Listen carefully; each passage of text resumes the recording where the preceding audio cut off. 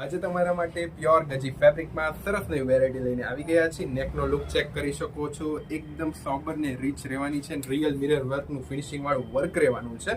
આ type street cut kurti તમને મળી રહેવાની છે. પ્યોર ગજી ફેબ્રિક અને પ્રીમિયમ ક્વોલિટી તમને મળવાની છે.